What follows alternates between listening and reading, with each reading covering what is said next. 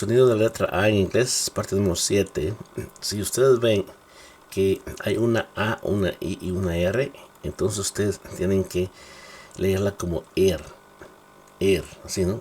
Por ejemplo, aircraft, affair, chair, dirty, downstairs, despair, hair, hairbrush, hairy, fair, fairy, flare, lair, repair, pair, stare y unfair.